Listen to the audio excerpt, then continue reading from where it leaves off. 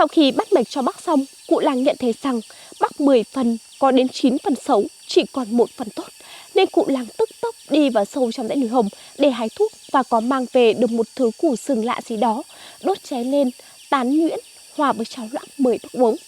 Và rất là may mắn, sau khi uống phương thuốc này cộng với những phương thuốc Tây là thuốc cảm và thuốc kinh ninh mà trước đây ta cho Bác sử dụng, sức khỏe của Bác đã dần hồi phục. Và có một điều rất đặc biệt là khi đất nước được hòa bình, thống nhất, các chiến sĩ đó có trở về quê hương mình, tiếp tục hoạt động sản xuất và lúc bấy giờ không có một ai hy sinh cả. Nên làng Kim Long là một trong rất ít những ngôi làng trong cả nước không có liệt sĩ. Có một đội quân tình báo Mỹ do tướng Thomas chỉ huy có nhảy dù xuống Tân Trào. Lúc bấy giờ riêng ông Thomas bị mắc kẹt tại ngọn đa Tân Trào, còn 4 người lính khác bị mắc kẹt tại khu rừng bên cạnh.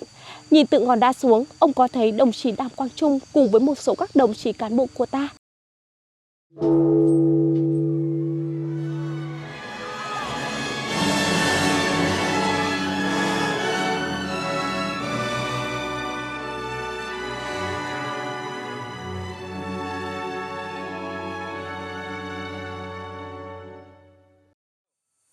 Xin được giới thiệu với toàn thể các anh chị, em tên là Mai Ánh Tuyết, là hướng dẫn viên của Ban Quản lý các khu du lịch tỉnh Tuyên Quang. Trong buổi chiều ngày hôm nay, em sẽ đồng hành cùng toàn thể các anh chị đi tham quan 3 địa điểm di tích đặc biệt quan trọng trong thời kỳ tiền khởi nghĩa, là di tích lịch sử Lán Nà Nưa, chính là nơi ở và làm việc của lãnh tụ Hồ Chí Minh. Địa điểm thứ hai là cây đa Tân Trào, nơi chứng kiến lễ xuất quân công khai đầu tiên của quân giải phóng Việt Nam. Và địa điểm thứ ba là đình Tân Trào, nơi diễn ra Quốc gia đại hội. Đây chính là tiền thân của Quốc hội Việt Nam ta. Sau đây xin mời các anh chị mình sẽ cùng di chuyển lên thăm địa điểm đầu tiên là Lán Nà Nưa. Cũng được giới thiệu với toàn thể các anh chị, phía bên tay phải của đoàn ta đây có sơ đồ cụm di tích Lán Nà Nưa. Lán Nà Nưa chính là nơi ở và làm việc của lãnh tụ Hồ Chí Minh. Bên cạnh Lán Nà Nưa còn có một số các căn lán khác nữa như lán họp hội nghị cán bộ toàn quốc, lán cảnh vệ, lán điện đài và lán đồng minh. Hai căn lán điện đài và lán đồng minh chính là nơi ở và làm việc của quân đồng minh người Mỹ. Từ những năm 1945, người Mỹ đã sang nước ta để giúp đỡ nước ta về quân tư trang, súng đạn dược, ở và làm việc trên khu đồi Nà Nưa. Bây giờ xin mời toàn thể các anh chị sẽ cùng di chuyển lên tham quan cụm di tích Lán Nà Nưa. Giới thiệu với toàn thể các anh chị, phía bên tay trái của các anh chị đây là hồ Nà Nưa. Khi Bác Hồ ở và làm việc trên Lán Nà Nưa những năm 1945, lúc bấy giờ chỉ là một dòng suối nhỏ chảy cắt ngang qua con đường mà các anh chị đang di chuyển đây, có tên là dòng suối Khuôn Pén.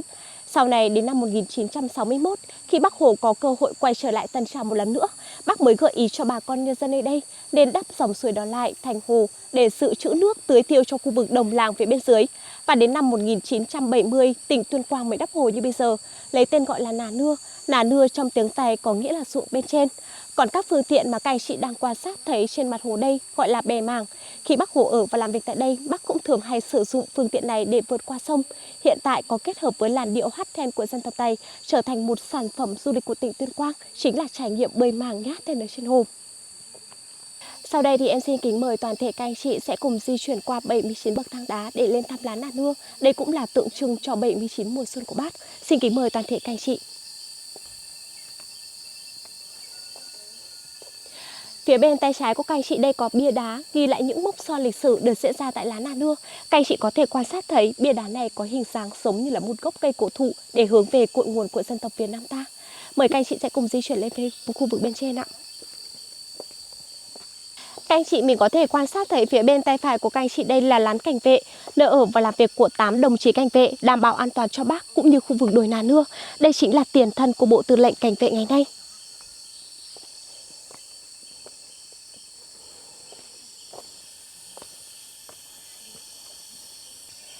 Giới thiệu với toàn thể các anh chị, địa điểm đầu tiên mà đoàn chúng ta đang dừng chân tham quan tại đây là di tích lịch sử Lán Nà Nưa, thuộc địa phận thôn Tân Lập, xã Tân Trào, huyện Sơn Dương, tỉnh Tuyên Quang, là nơi ở và làm việc của lãnh tụ Hồ Chí Minh trong khoảng thời gian hơn 3 tháng. Bác ở và làm việc tại Lán Nà Nưa từ cuối tháng 5 đến cuối tháng 8 năm 1945 để chuẩn bị và lãnh đạo thành công cuộc tổng khởi nghĩa cách mạng tháng 8, khai sinh ra nước Việt Nam Dân Chủ Cộng Hòa. Trước khi Bác về ở và làm việc tại Lán Nà Nưa, Bác đã có một khoảng thời gian ở và làm việc tại hang Cốc Bò của tỉnh Cao Bằng. Nhưng lúc bấy giờ Bác đã đưa ra một nhận định chiến lược. Cao Bằng là nơi có vị trí chiến lược, nhân dân có truyền thống cách mạng cao, thuận lợi giao thoa với nước ngoài, nhưng lại xa vùng đồng bằng quá.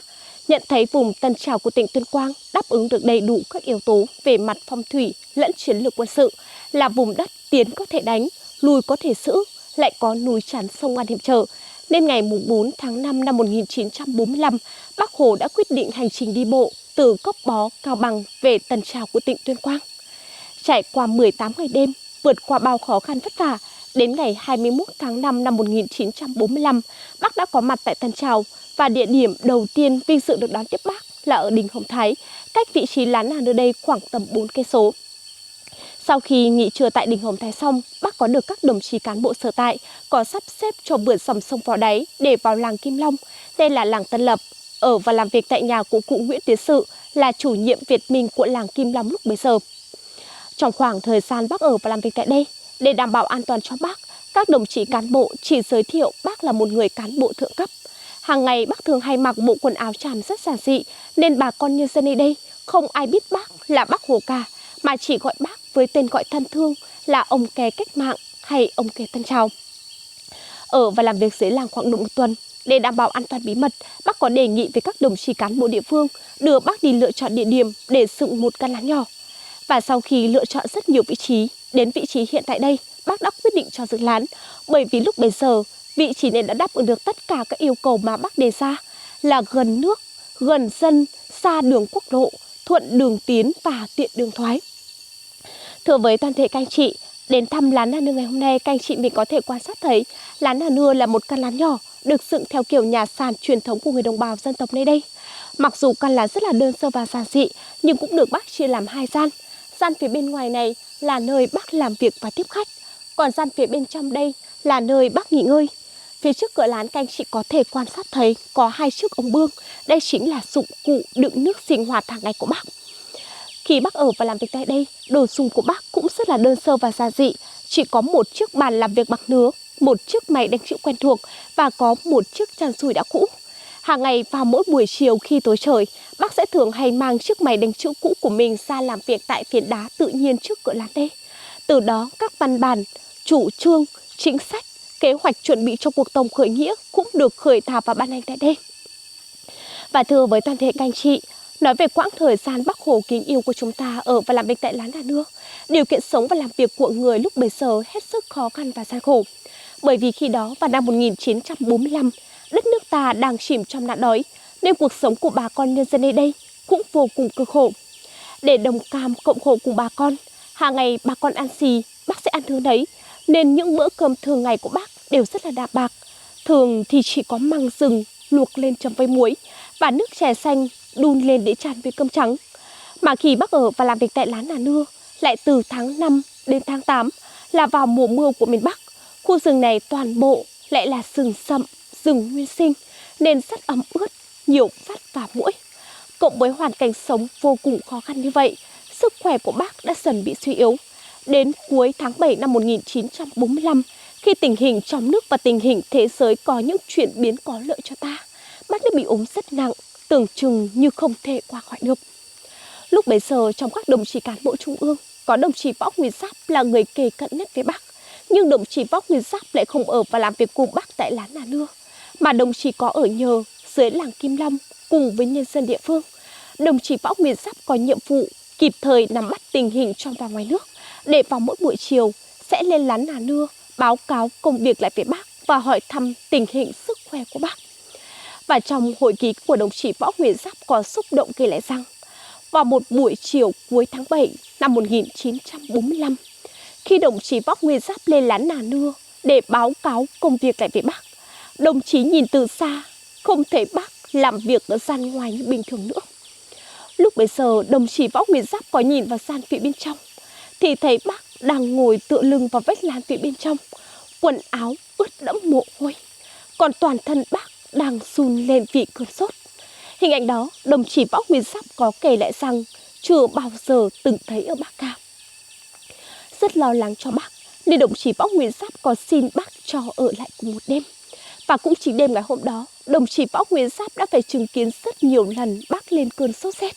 Người Bác lúc tỉnh lúc mê, cứ hễ tỉnh lại, nhớ được điều gì đó, Bác liền dặn vội lại đồng chí Võ Nguyên Giáp. Và sau một lần tỉnh dậy, sau một cơn sốt rét kéo dài, lúc bấy giờ có lẽ rằng Bác nghĩ mình không thể qua khỏi được nữa, nên Bác có gọi đồng chí Võ Nguyên Giáp lại, có ý nhờ căn dặn và giao phó viết nước. Bác nói, lúc này thời cơ thuận lợi đã tới. Dù hy sinh tới đâu, dù phải đốt cháy cả dãy Trường Sơn, cũng phải kiên quyết giành cho được độc lập. Và ngay sau khi nghe bác nói như vậy, đồng chí Võ Nguyên Giáp đã vô cùng xúc động. Bởi vì lúc bấy giờ bác đã rất yếu rồi, nhưng mà bác cũng chỉ có một mong muốn duy nhất, là mong muốn cho đất nước ta sớm giành được độc lập. Thưa với toàn thể các anh chị, trước tình hình sức khỏe của bác như vậy, đến buổi sáng ngày hôm sau, đồng chí Võ Nguyên Giáp có ngay lập tức báo cáo cho Trung ương Đảng và tìm người chữa bệnh cho bác. Lúc bấy giờ rất là may mắn khi được bà con trong làng mách bảo đã có một cụ lang già lên lán nà nưa để chữa bệnh cho bác. Sau khi bắt mạch cho bác xong, cụ lang nhận thấy rằng bác 10 phần có đến 9 phần xấu, chỉ còn 1 phần tốt. Nên cụ lang tức tốc đi vào sâu trong dãy núi Hồng để hái thuốc và có mang về được một thứ củ sừng lạ gì đó, đốt cháy lên, tán nhuyễn, hòa với cháo loãng mời bác uống. Và rất là may mắn sau khi uống phương thuốc này cộng với những phương thuốc tây là thuốc cảm và thuốc kinh đinh mà trước đây ta cho bác sử dụng, sức khỏe của bác đã dần hồi phục. Còn về phía cụ lang già năm xưa chữa bệnh cho bác, sau khi đất nước giành được độc lập, bác có cử rất nhiều đoàn cán bộ về tại Tân Trào để hỏi thăm thân thế cũng như là gia đình của cụ lang, bởi vì bác muốn nói lời cảm ơn ân nhân cứu mạng mình năm xưa. Nhưng khi đó được bà con trong làng cho biết, cụ lang này là một cụ lang hành hương, đến vùng này hái thuốc và chữa bệnh cho bà con nhân dân ở đây. Và điều đặc biệt hơn nữa là sau khi chữa bệnh cho bác xong, cụ lang đó cũng rời đi luôn. Và sau này ta có sử dụng rất nhiều phương tiện thông tin đại chúng để tìm cụ lang già này, nhưng cho đến thời điểm hiện tại vẫn không ai biết được cụ lang đó là ai, cụ đến từ đâu và phương thuốc mà cụ dùng năm xưa để chữa bệnh cho bác là phương thuốc gì được ạ? Thưa với toàn thể các anh chị, sau khi sức khỏe của bác Hồ dần hồi phục, bác ngay lập tức bắt tay trở lại công việc. Lúc bấy giờ thông qua hệ thống điện đài của quân đồng minh, bác có nắm được tình hình thế sự của thế giới là quân Nhật đã ngừng bắn và bác tiên đoán rằng quân Nhật sẽ đầu hàng quân đồng minh vô điều kiện. Đây chính là thời cơ có 102 của cách mạng Việt Nam ta. Sau đó bác đã đưa ra một quyết định lịch sử là triệu tập sớm hội nghị cán bộ toàn quốc, được diễn ra từ ngày 13 đến ngày 15 tháng 8 năm 1945. Đến dự với hội nghị ngày hôm đó là hơn 30 đồng chí đại biểu đại diện cho 3 miền Bắc, Trung, Nam. Hội nghị đã bầu được ra Ủy ban Khởi nghĩa toàn quốc và đến 23 giờ ngày 13 tháng 8 năm 1945, Ủy ban Khởi nghĩa toàn quốc đã ra được bản quân lệnh số 1 là bản quân lệnh đầu tiên của quân đội ta để hạ lệnh tổng khởi nghĩa đi khắp cả nước. Và như các anh chị đã biết, đến ngày 19 tháng 8 năm 1945, quân ta đã giành được chính quyền ở thủ đô Hà Nội. Nhưng mà bác lại chưa rời Tân Trào về Nội luôn, mà đến 3 ngày sau là ngày 22 tháng 8 năm 1945, bác Hồ mới rời lán nà nưa để về số nhà 48 Hàng Hà Nội, chính thức chắp bút soạn thảo ra bản tuyên ngôn độc lập, khai sinh ra nước Việt Nam Dân Chủ Cộng Hòa, mở ra một kỷ nguyên mới cho dân tộc ta là kỷ nguyên của độc lập tự do. Để đảm bảo an toàn cho căn cứ địa, trước khi bác rời lán nà nưa đi, bác có cử các đồng chí cán bộ phải dỡ bỏ toàn bộ lán nà nưa và một số các cây lán khác đi.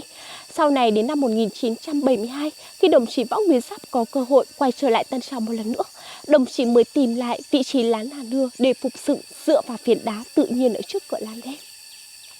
Cũng xin được chia sẻ với toàn thể các anh chị, mặc dù bác Hồ kính yêu của chúng ta ở và làm việc tại lán nà nưa chỉ trong vòng 92 ngày đêm, so với quá trình hoạt động cách mạng của bác, quãng thời gian này cũng rất là ngắn, nhưng 92 ngày đêm này là 92 ngày đêm lịch sử, quyết định đến vận mệnh của dân tộc ta để khai sinh được ra nước Việt Nam Dân Chủ Cộng Hòa.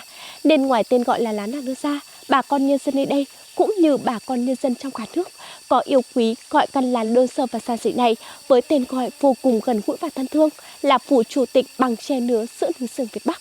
Sau đây xin kính mời toàn thể các anh chị mình có thể bớt chút thời gian để tham quan địa điểm di tích. Sau đó mời đoàn ta sẽ di chuyển ra địa điểm tiếp theo là cây đa Tân Trào, biểu tượng của quê hương cách mạng Tân Trào.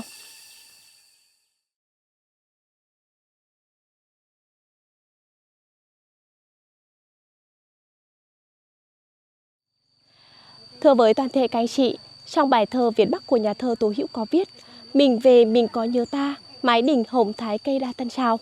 Và địa điểm mà các anh chị đang dừng chân tham quan tại đây chính là di tích lịch sử cây đa Tân Trào.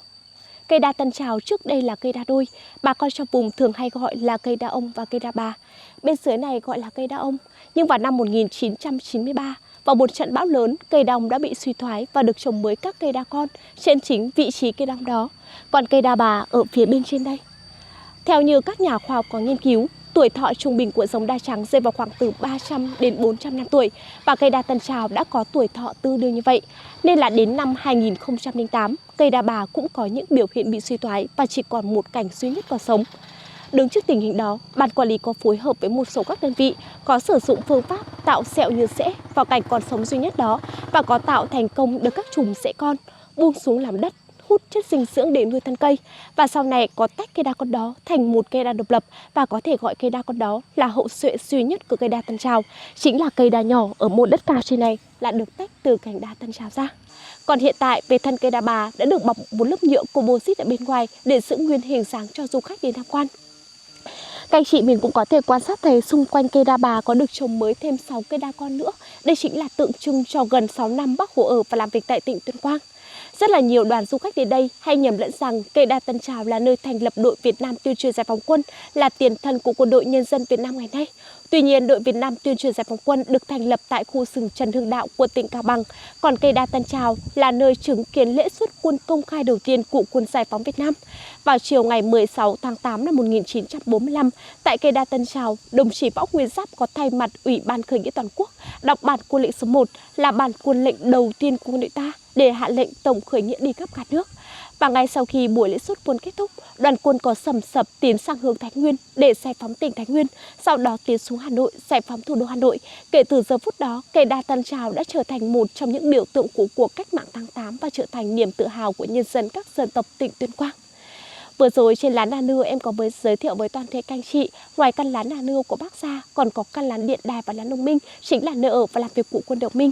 Vào ngày 16 tháng 7 năm 1945, có một đội quân tình báo Mỹ do tướng Thomas chỉ huy có nhảy dù xuống Tân Trào. Lúc bấy giờ riêng ông Thomas bị mắc kẹt tại ngọn đa Tân Trào, còn 4 người lính khác bị mắc kẹt tại khu rừng bên cạnh. Nhìn từ ngọn đá xuống, ông có thấy đồng chí Đàm Quang Trung cùng với một số các đồng chí cán bộ của ta. Tuy nhiên, ông vẫn không biết rằng nơi đây có phải là nơi ở và làm việc của Việt Minh không, nên ông vẫn lăm khẩu súng trên tay. Sau đó, ông có nhìn thấy một khẩu hiệu được viết trên một chiếc chăn trên đá cũ, được viết bằng tiếng Anh là hoan hô phái đoàn Đồng Minh. Lúc bấy giờ, ông mới ra hiệu cho các đồng chí cán bộ của ta gỡ súng xuống. Trong khoảng thời gian ở và làm việc tại đây, ông mới tìm hiểu được khẩu hiệu này chính là do Bác Hồ chuẩn bị để chào đón những người bạn Đồng Minh.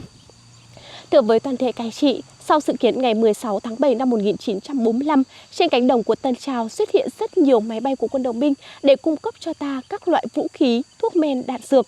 Nhận thấy việc thả dù gặp rất nhiều khó khăn, bởi vì khi đó tại Tân Trào chiếm đến 90% là khu vực đồi núi nên rất hay thất lạc hàng hóa.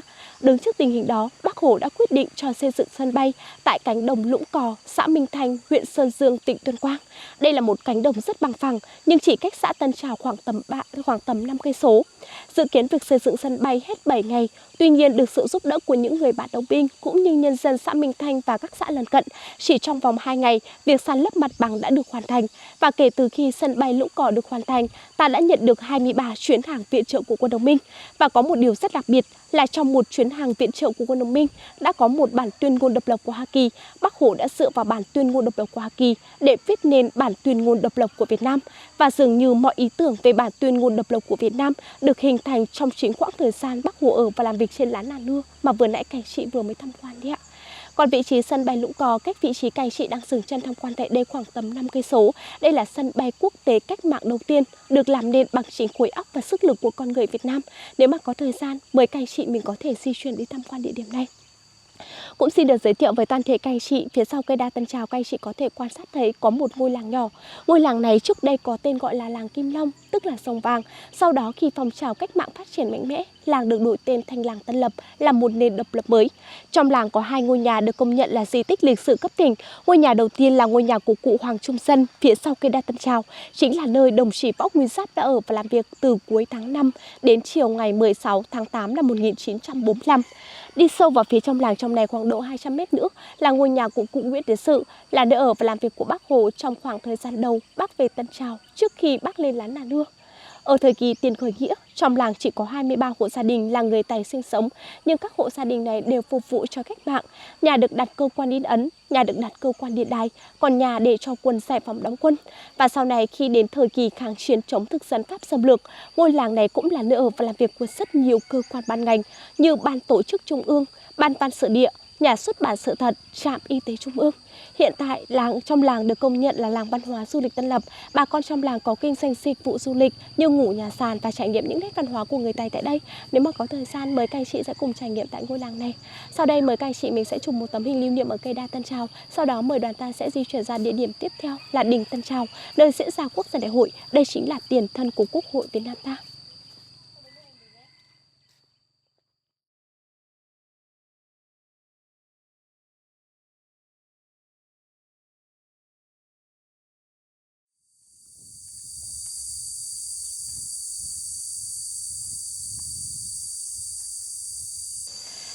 Xin được giới thiệu với toàn thể các anh chị, địa điểm tiếp theo trong chuyến hành trình về nguồn của các anh chị trong buổi chiều ngày hôm nay chính là di tích lịch sử đình Tân Trào. Đình Tân Trào trước đây có tên gọi theo tên của làng là đình Kim Long.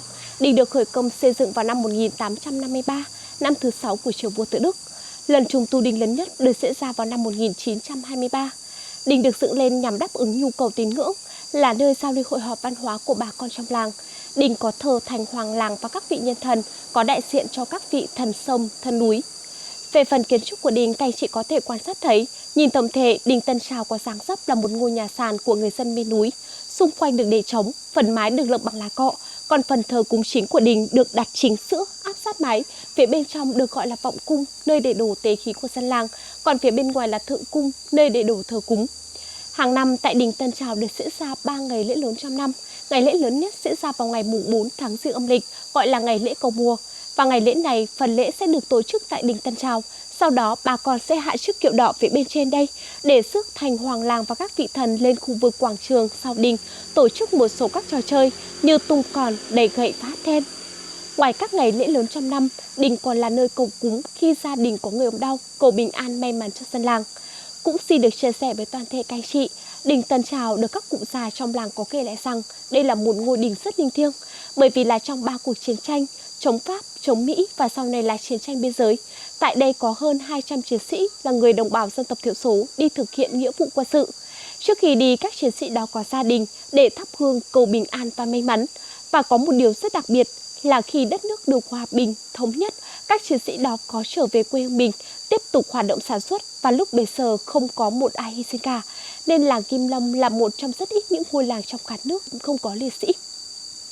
Thưa với toàn thể các anh chị, ngoài những giá trị về mặt tín ngưỡng tâm linh ra, đình Tân Trào còn mang trong mình một giá trị lịch sử vô cùng quan trọng.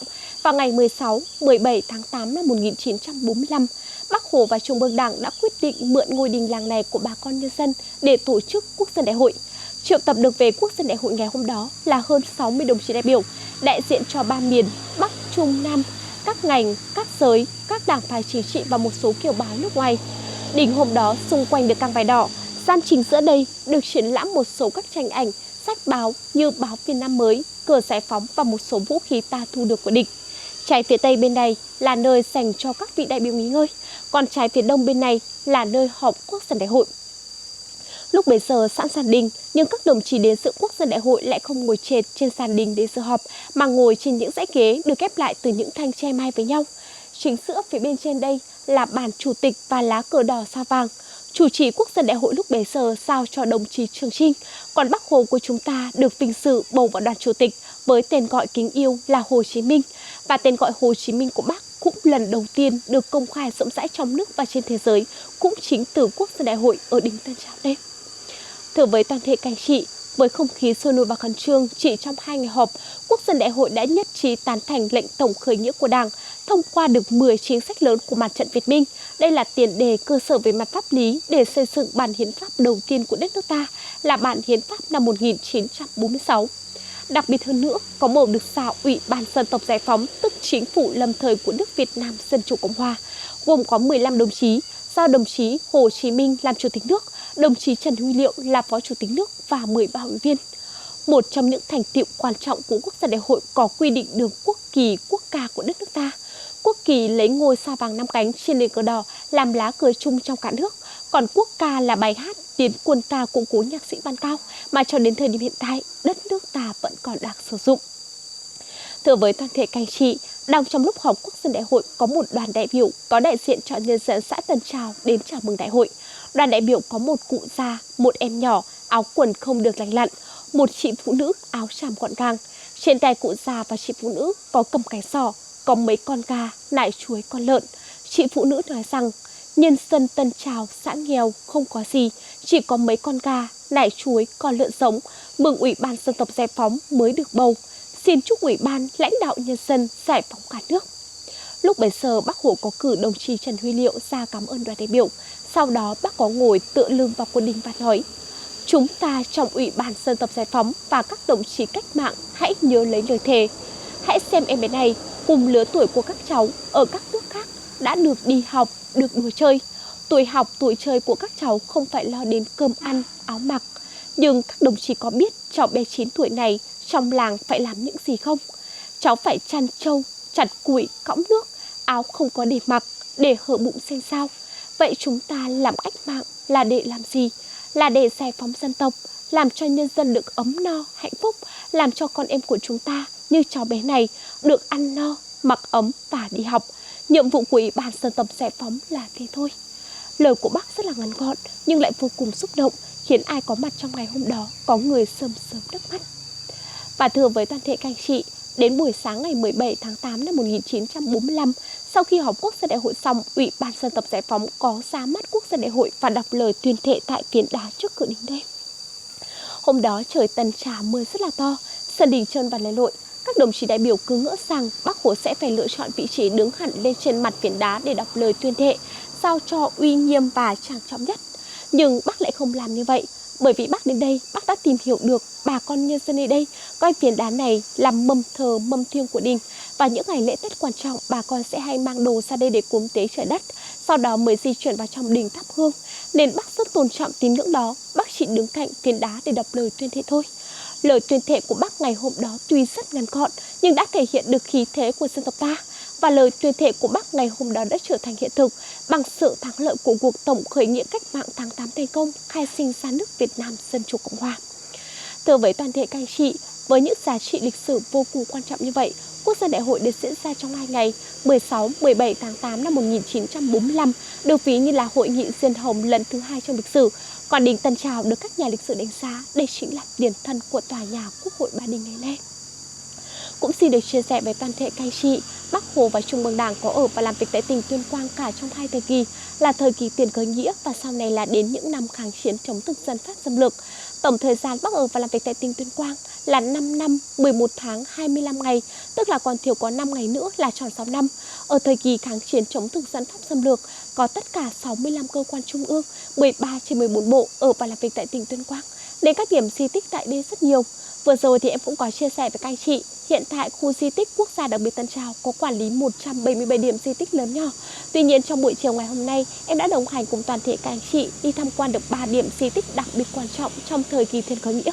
Thay mặt Ban Quản lý các khu du lịch tỉnh Tuyên Quang, em xin gửi lời cảm ơn chân thành tới toàn thể các anh chị hôm nay đã mất chút thời gian đến tham quan khu di tích quốc gia đặc biệt Tân Trào. Xin kính chúc toàn thể các anh chị có thật nhiều sức khỏe, bình an, may mắn, chúc đoàn ta lên đường thượng lộ bình an. Xin chào và hẹn gặp lại toàn thể các anh chị. Cảm ơn quý vị và các bạn đã chú ý theo dõi video. Nếu quý vị và các bạn thích video này, hãy ấn nút like và bình luận phía bên dưới để ủng hộ kênh. Ngoài ra, các bạn cũng có thể cân nhắc là đăng ký kênh để có thể đón xem những video tiếp theo. Xin chân thành cảm ơn.